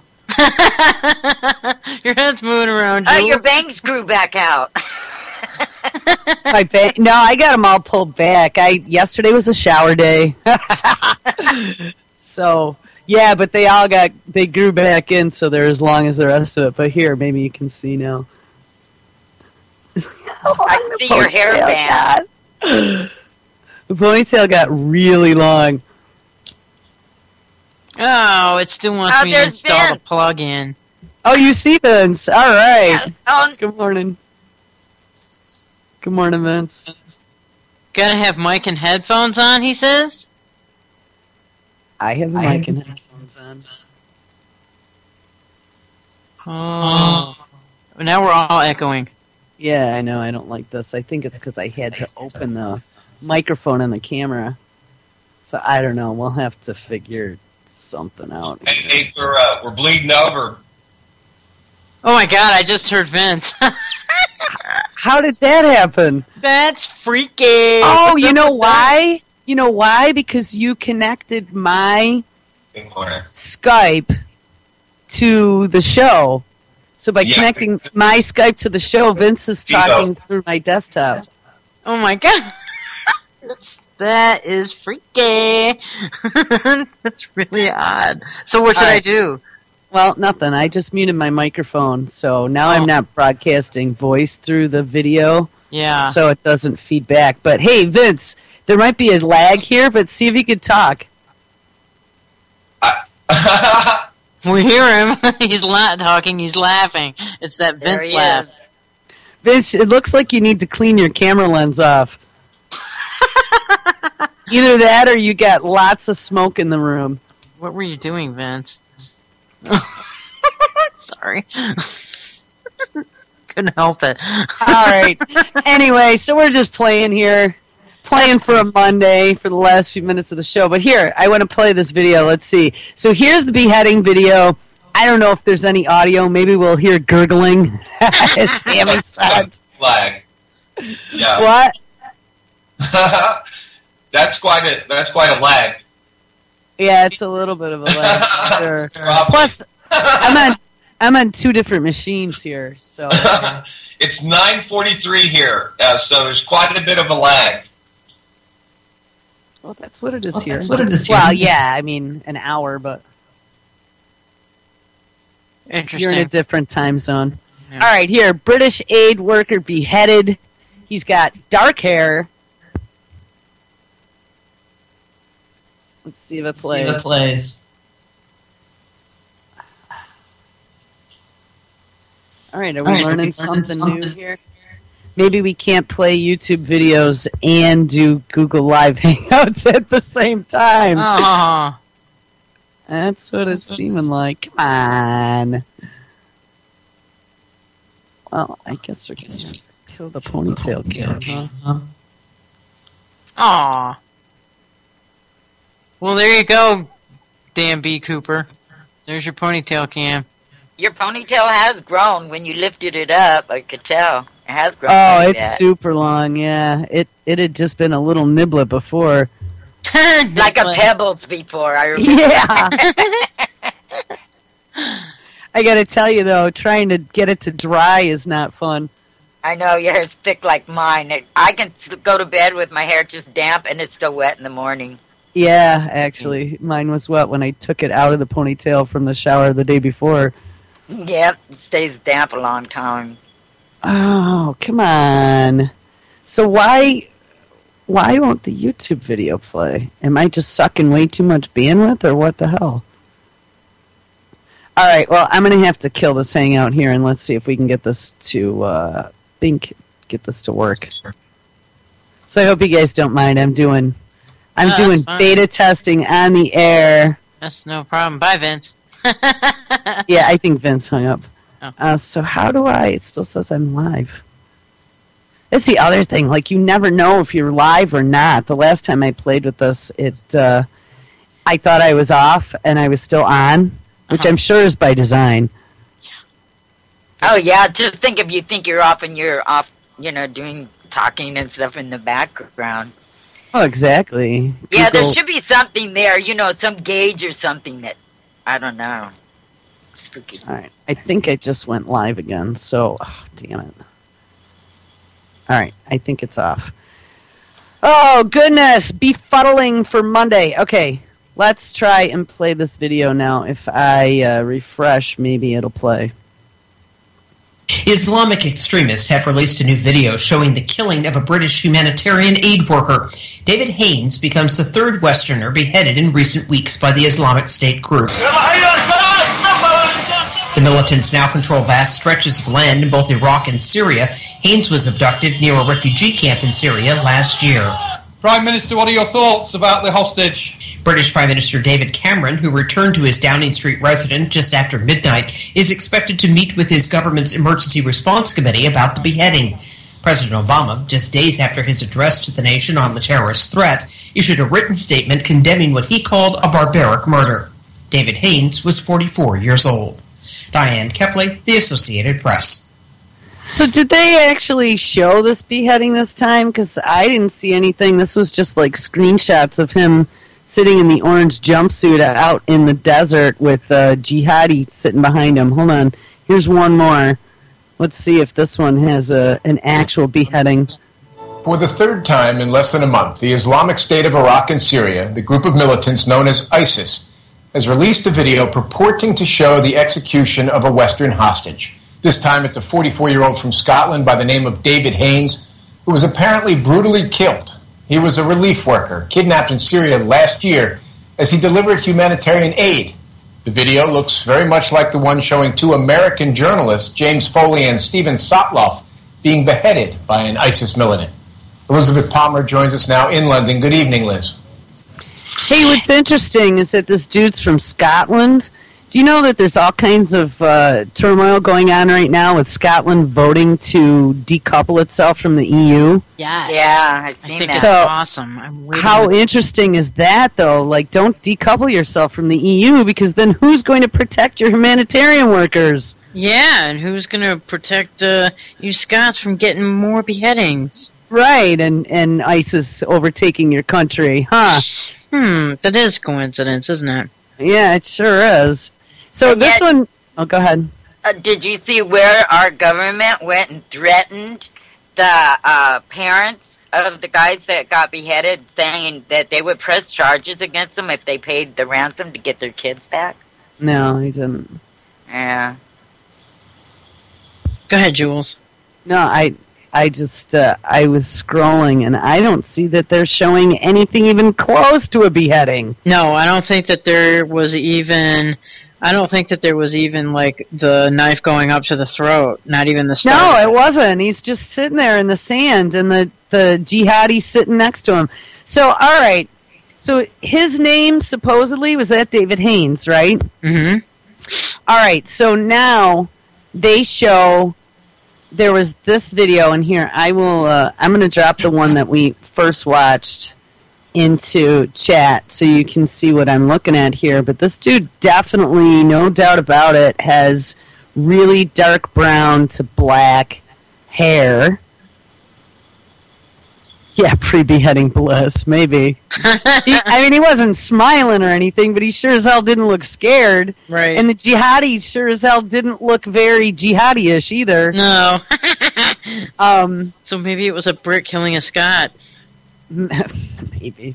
Or I don't think I didn't see anyone get killed. Wouldn't they have shown like his head, hold him by the hair? Woo! Exactly. All I right. guess there wasn't even that at the end either. His head up. No, there wasn't. So here now is this video that got uploaded a couple hours ago. The same dude apparently giving his last message before his beheading, and his hair's all gray. I mean, I just don't get how they even want you to think this is the same guy. My name is David Richard Bolam. I am a British UK citizen. I am a teacher. My health is good at the moment. I have been here. Wait, did he say... He doesn't sound like British? somebody's ready to die. Well, hold on. He just said a different name. David Haynes? David Richard Bono? Is that what he said? I don't know. All right, hold on. My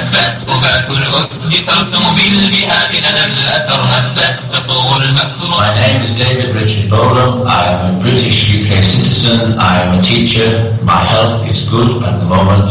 I have been here a very long time. I understand the Americans have released some prisoners to allow an American citizen to go home. I ask the British government and Prime Minister David Cameron, please, please, please do the same to allow me to go home back to my family.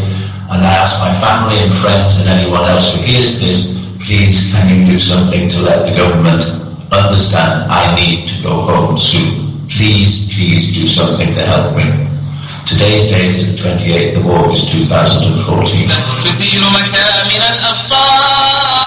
That's not the same guy. It's not the same guy at all. Hold on.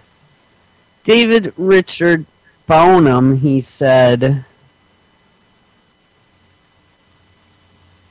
Yeah, I think somebody got this shit wrong.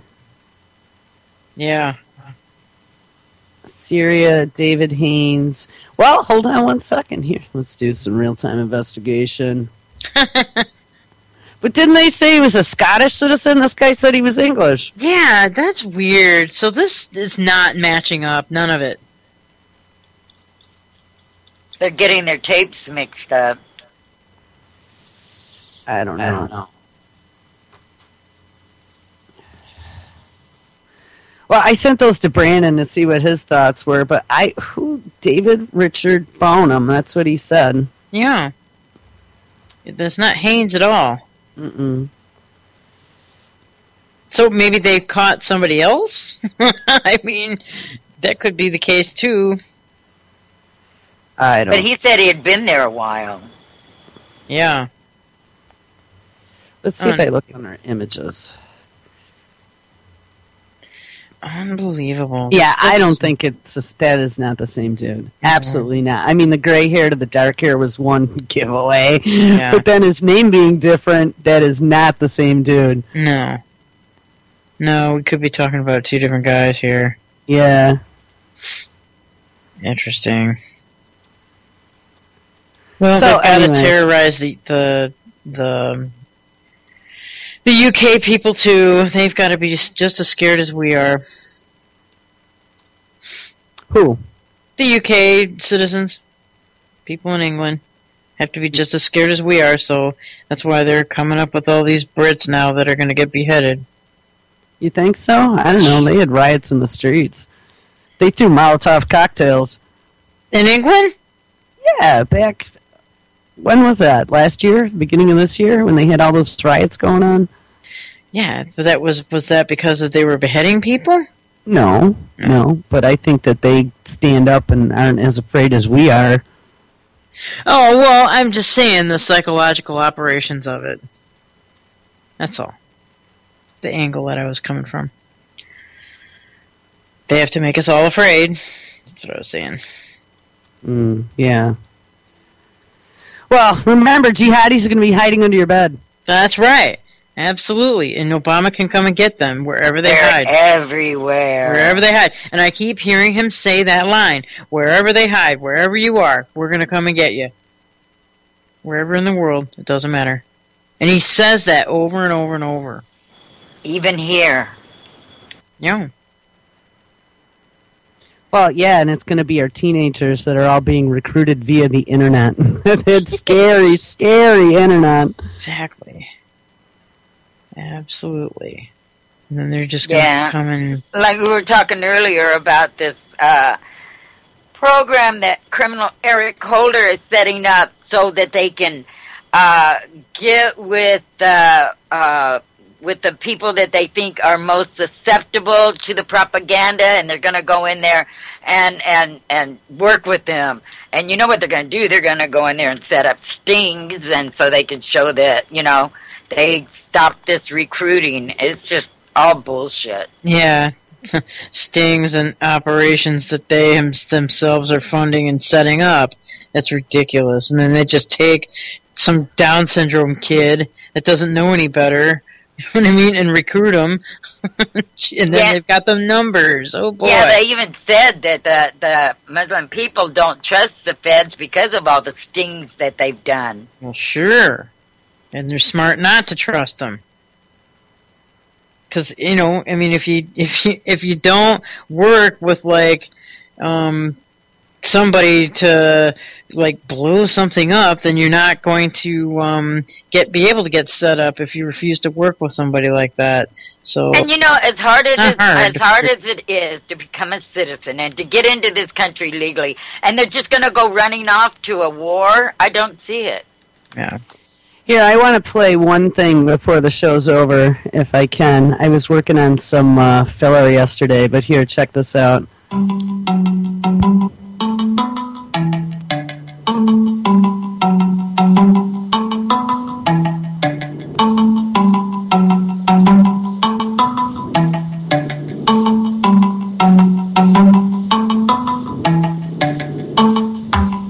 We're sitting down with Michael Scheuer, the man who has served in the CIA for more than 2 years, up until 2004. At one time, he was the chief of the CIA Bin Laden unit.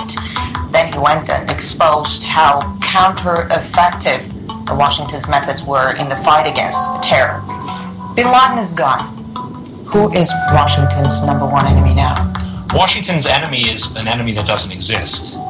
We're fighting an Islamic enemy that Washington believes is out to kill us because we have elections, because we're free, because we have women in the workplace. It's an enemy that doesn't exist. It didn't exist when bin Laden was alive. It doesn't exist now. America is being attacked because of its foreign policy in the Muslim world, because of its support for Israel, because of its support for the Saudi police state, because of its presence on the Arab Peninsula. And until we accept that, until Americans can say to each other, whether you support aid to Israel or not, our relationship with Israel is causing this war, we are not going to be able to defeat this enemy. And Israel itself, as a country, is not the problem. The real problem is the leaders of the Jewish American community in the United States who influence and corrupt our Congress to support Israel when we have no interest there. You imply that the Israeli lobby is dragging the United States into the wars, into the conflicts? They're absolutely dragging us in.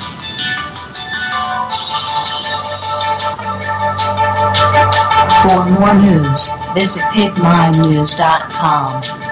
This is Ozzy Skateboard, and this is NewsHawaii.tv.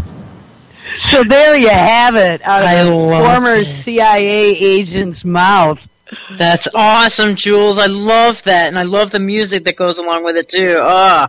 It's the Israeli lobby. Yup, there you go. And it's so cool that you made a commercial out of that. Yes. Yeah, I'm going to find... I made a couple yesterday.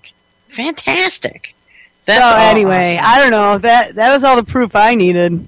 Yeah. All right, look at here we go. Here's the music. Thanks for being with us, you guys. Thanks, Jules. Thanks for hanging. Oh, thanks, ladies. Everybody have a happy Monday, if you can. If you can. We'll catch you guys tomorrow. Stick around. Mr. Hal Anthony is on next. And we have a brand new one from Brandon and a brand new one from Danielle and Kyle tonight. So it should be some good radio. All right, guys. Take care. Hey.